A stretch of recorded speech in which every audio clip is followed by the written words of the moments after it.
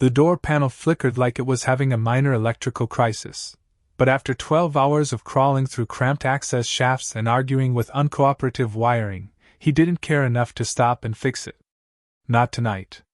All he wanted was 10 minutes of solitude in the gym shuttle compartment to stretch his aching spine and maybe drop onto the floor like a dead starfish. The corridor was quiet, the lights dimmed for night cycle, and for once it felt like the universe was granting him a break. So he tapped the panel. It sparked, blinked once, and the door slid open with a lazy hiss. He stepped in, and instantly regretted every decision that led him to this moment. The room was not the gym.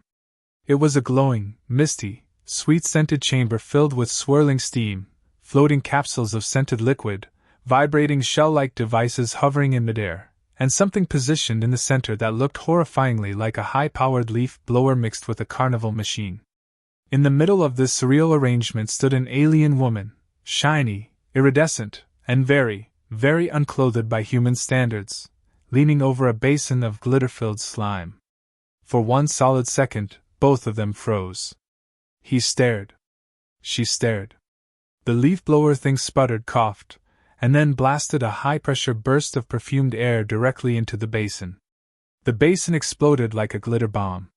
Slime shot upward in an expanding arc, shimmering through the air before raining down across the entire room in slow-motion sparkly doom. It splattered over her shoulders, her arms, her thighs, and then, because the universe had a sense of comedic timing, splattered across him like a cosmic pie in the face. She shrieked. Loudly. High-pitched and bubbly, like an angry kettle boiling over in distress. He had no idea what the words meant, but the tone definitely translated to, "Why are you in here?" He stumbled back, slipping on a fresh puddle of glowing slime that had landed by his boots. His feet shot forward like he'd stepped on a hoverboard going full throttle, and he rocketed backward with all the grace of a malfunctioning droid. His arms pinwheeled wildly, trying to grab something, anything, but all he found was air and panic. She made the fatal mistake of trying to catch him. Her hands grabbed his shoulders, but she also slipped, her feet skidding in the opposite direction. The two collided midair, bounced off each other like clumsy magnets, and then spiraled downward together in a ridiculous, tangled tumble. They hit the floor hard, rolled once, twice, and came to a stop with his elbow wedged somewhere uncomfortable and her leg thrown over his hip, both of them lying in a puddle of shimmering, sweet-smelling goo. For a moment they just blinked at each other, stunned. Then the humidifier shells floating overhead began to overheat, blinking red, and one emitted a loud warning tone. Another vibrated so hard it spun in circles like a possessed toy. The leaf-blower device coughed again and released a fresh burst of scent that washed over them in a fog of sweet, spicy, floral intensity. He tried to push himself up. He failed. His hands slipped. Again. He crashed onto her shoulder, and she let out another startled yelp, shoving at his chest.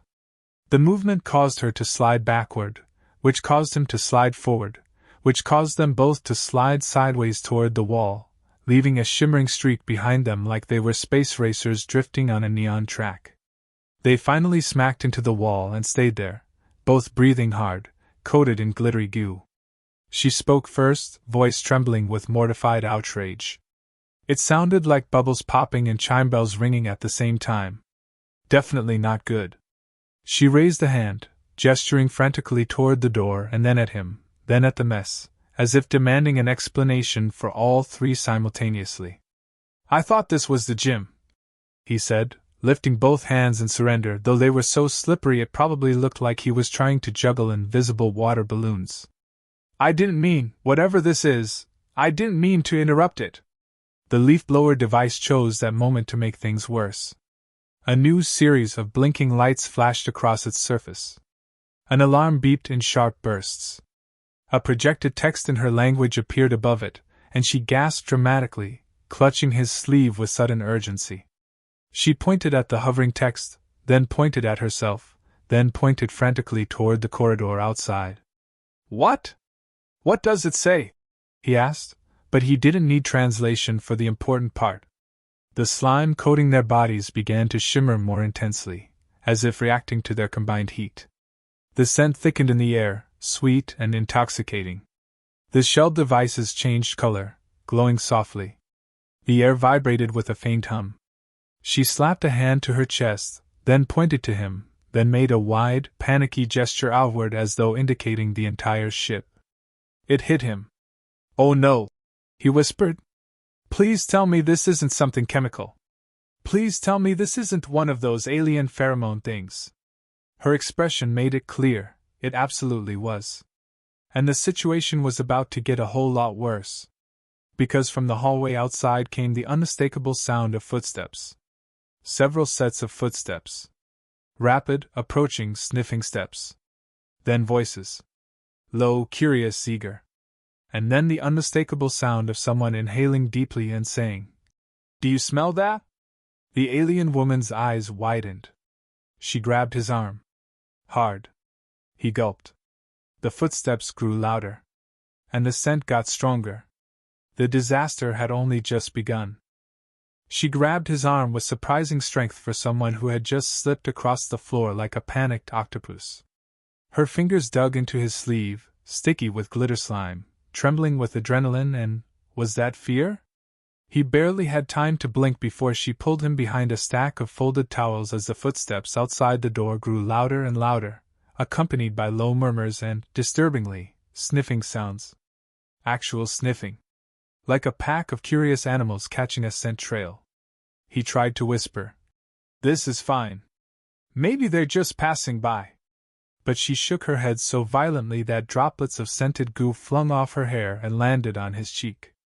She made a fast, frantic gesture across her throat, like a warning, and mouthed a word he didn't understand but definitely recognized as "Nope."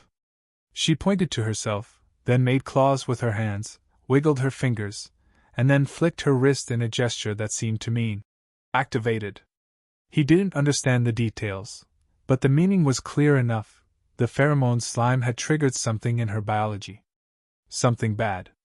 Before he could ask how bad, the door slid open fully. 3 alien males stood in the doorway, their eyes wide, nostrils flaring, heads tilting in synchronized unison like creepy synchronized dancers. One sniffed loudly, his nostrils expanding like a balloon. Another leaned forward, scanning the room with slow, predatory curiosity. The third let out a trill of excitement, and tapped his chest in a rhythmic pattern that he suspected meant something like, "Dibs." "Nope, nope, nope, no dibs," he whispered sharply. The alien woman urgently waved her hands and hissed out a sound that clearly translated to, "Hide." Before he could even decide where to hide, she shoved him backward.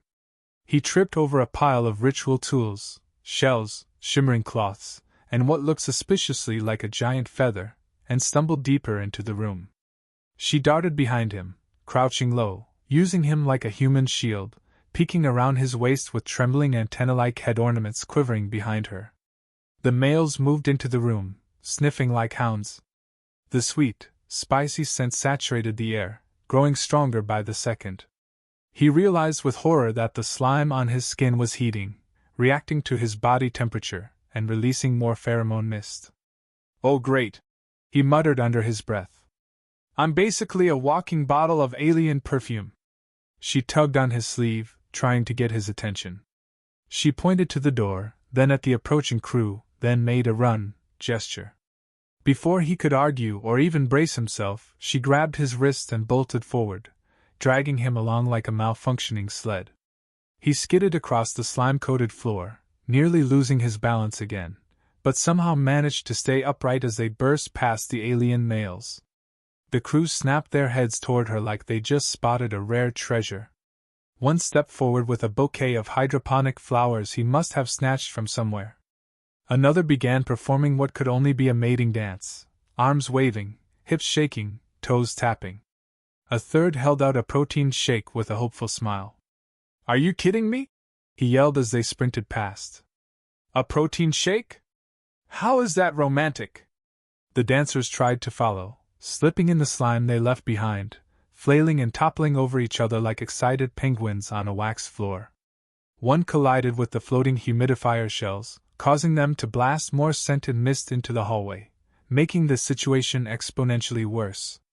Alien males further down the corridor paused mid-task. One dropped an armful of data pads. Another stiffened and sniffed the air. A third slammed his head against the ceiling vent trying to look impressive. Their heads snapped in the same direction, like predators catching scent of prey. "Oh no," the human whispered. "They can all smell it." That was when the alien woman grabbed his arm again and yanked him around a corner. He felt his boots skid, then he slammed into a cleaning droid. The droid beeped an alarm and began spraying thick white foam everywhere, adding soap to slime and making the floor a catastrophic slip hazard. The two of them slid down the hall like they were on a futuristic slip-and-slide, barely managing to stop by grabbing the edge of a wall panel. She panted, clinging to his arm. He felt her trembling, not from fear, but from the instability of the pheromones coursing through her. Her skin glowed faintly, a shimmering aura that pulsed with her heartbeat. He was pretty sure that wasn't normal. "You okay?" he asked, breathless. She nodded, then pointed to him, then to herself, then made a spiral motion. He guessed she meant they were both covered in the stuff. He didn't get time to confirm it, because the thundering footsteps of adoring alien suitors echoed around the corner. She tugged harder, pulling him toward a side corridor. They slipped again, but this time he caught her around the waist to steady her. She froze, staring at him with wide, shimmering eyes. For a second, everything went still. He became painfully aware of how close they were. Of her warmth. Of the sweet scent thickening around them. Of the way she leaned into him just a little. The moment was abruptly shattered when a distant voice shouted, "I declare my intention to court!" Another shouted, "I challenge any competitor!" And a third, disturbingly, declared, "I bring snacks!" She let out a horrified squeak and buried her face in his chest for a moment before grabbing his hand again. They darted into a dim storage compartment, slamming the doors shut behind them. Loud thumps echoed on the other side as eager suitors searched room by room. He pressed his back to the door, panting, while she paced in frantic circles, muttering in her language. She gestured to her own body, to the air, and then repeatedly pointed at him with an accusatory jab. Hey, hold on," he whispered. "I didn't activate anything on purpose." She stopped pacing and glared at him with an expression that said, "You opened the door. That's enough." He exhaled slowly, trying not to laugh at the absurdity of it all. He slid down the wall to sit on the floor, legs stretched out, slime still dripping. She hesitated, then slowly sat beside him, close, but not touching, though their shoulders brushed lightly with every breath. He glanced at her and softened his voice. "So, now what?" She pointed to the corridor, then to the room they were in, then made a helpless shrugging motion. He guessed it meant, "We wait until they give up." But judging by the sounds outside, the suitors had no intention of giving up. More footsteps. More sniffing. More declarations of devotion. He sighed and leaned his head back against the wall. "This might take a while." She groaned in agreement and sank down next to him, both of them exhausted, both still glowing faintly in the pheromone haze. And outside, the suitors continued their enthusiastic, chaotic courtship attempts, completely unaware that the object of their affection was crouched inside a storage bay, clutching the one human who accidentally started the entire disaster. They stayed pressed against the wall of the storage bay, the hum of machinery and the distant chaos in the corridor forming a surreal soundtrack to their shared predicament.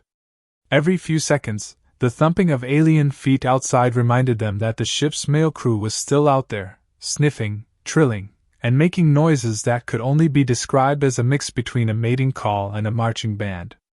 She leaned against him for balance, her body still shimmering faintly in the lingering pheromone mist, and he realized he could feel her pulse through the sticky coating of slime and glitter. The thought made him pause for half a second, long enough for her to poke him with one slender, iridescent finger and gesture at the puddle beneath them. He followed her finger and groaned. The floor was a hazard zone. One wrong step and they'd slide into another disaster, or worse, straight back into the corridor, where the scent-driven mob awaited like bloodhounds on parade. He tried to stand, but the slippery glow of the slime betrayed him immediately, sending him flailing forward in a graceless tumble that ended with him sprawled across her legs. She yelped and scrambled back, knocking over a stack of folded cloths that tumbled like dominoes, scattering towels, ritual shells, and what looked suspiciously like a half-deflated exercise ball. The noise echoed through the compartment, and somewhere in the distance a male voice shouted, "Did you hear that?" followed by the unmistakable sound of heavy footsteps approaching. "Sit still!" she hissed, pressing herself against the wall. "Don't breathe too much." He raised an eyebrow. "Do you mean hold my breath or both?" she interrupted, eyes wide, wings of iridescent skin fluttering in agitation. "If they sense even a hint, anything, they will know exactly where we are." He glanced at her, catching her gaze, and noticed that despite her panic, there was something almost comical in the way her body glowed brighter with each tremor. He couldn't help the faint smirk that crept across his lips. She noticed, flicked him with a finger, and muttered something that probably translated to, "Do you think this is funny?" "Maybe a little," he admitted, still grinning. "But mostly terrifying." Her expression softened for the briefest moment before panic overtook it again. She pointed at the floor, then at her chest, then finally at him, spinning her hands in circles. He guessed she meant the pheromones were still active and worsening with their stress. That made sense, in a horrifying kind of way. His own heartbeat, shearing against the sticky coating on their skin, was fueling the chemical disaster. He exhaled slowly. "We need a plan." She crouched, dragging a hand through a pile of scattered ritual tools. She grabbed a floating shell, held it up, and pointed to herself again, miming a spray motion. Then she jabbed at the corridor. It dawned on him, they needed a neutralizer, something to stop the pheromones from attracting any more crew. But the only thing capable of that was the medical bay, which meant they had to move through the hall, past dozens of males already tripping over themselves to reach her scent. "Oh, of course," he muttered. "Because that's not terrifying at all."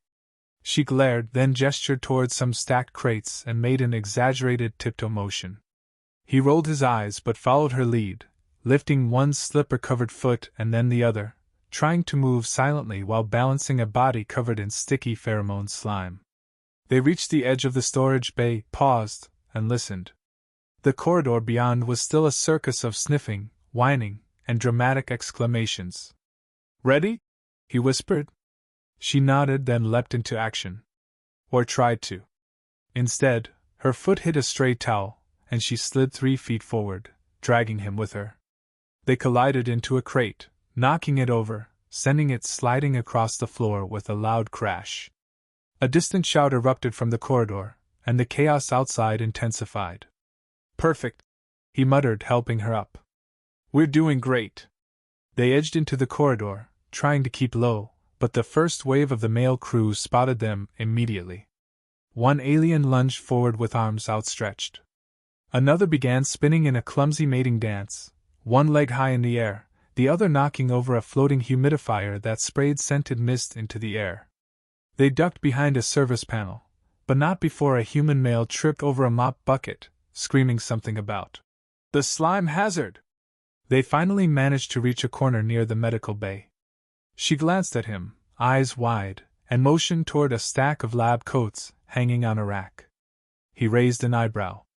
"You want me to, what? Wear one?" She nodded emphatically and then grabbed one for herself, tugging it over her shimmering skin. It hung loosely, swallowing her entirely. He hesitated, then grabbed another and shoved it over himself, feeling like a human-sized marshmallow. The suits smelled faintly antiseptic but at least masked some of the pheromones. He looked at her, trying not to laugh at the sight of her oversized sleeves dragging across the floor and the little bits of glitter clinging to the fabric. "Okay," he whispered. "Time for the heroic medical sprint." She gave a reluctant nod, then clutched his arm, and together they inched forward. 1 foot at a time.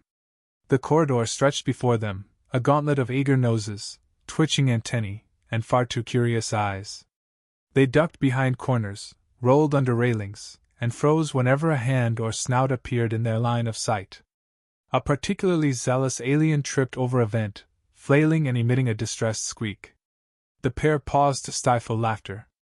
For a brief, glorious second, the absurdity of the situation made them forget about the pheromone disaster, the near misses, and the chaos erupting just behind them.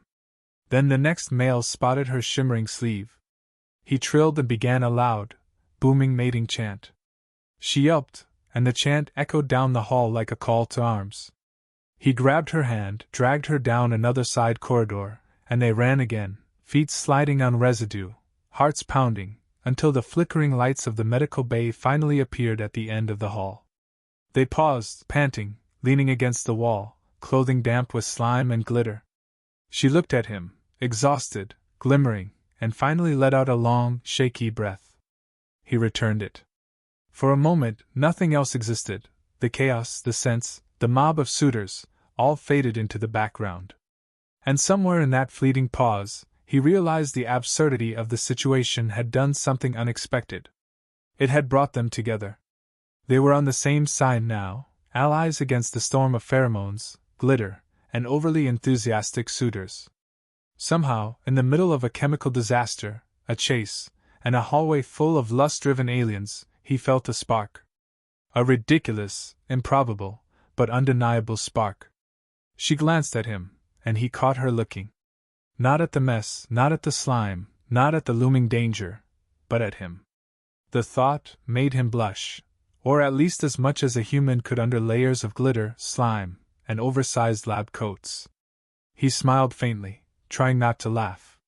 She looked ready to slap him, but the expression softened just enough that he dared to hope. Whatever else happened, they were getting through this together. And somehow, against all odds, that made the ridiculous disaster outside feel a little less terrifying. They edged toward the medical bay, moving carefully in their oversized lab coats, each step a precarious balancing act over residual slime and scattered ritual tools. The corridor was quieter now, though the occasional distant trill or sniffing shuffle reminded them the male crew had not given up entirely. She clutched his arm tightly, leaning into him for stability, and he tried not to think about the closeness or the faint warmth radiating from her shimmering skin. Focus, he told himself. Focus on the detox spray. Not on how ridiculous it felt to be holding hands while both were coated in glittery pheromone sludge. They reached the entrance to the medical bay and paused, peering inside. The room was pristine, all sterile white surfaces and humming equipment, and for the first time in what felt like hours, they had a small victory. No one was inside. She gestured at a row of wall-mounted sprays, their labels blinking softly with symbols he didn't understand, but the meaning was clear: neutralize pheromones. He nodded, letting out a long breath that caught a few flecks of glitter in the air. All right, he muttered. Let's do this before anyone else shows up. She climbed onto a small stool to reach one of the dispensers, then gestured for him to help steady it.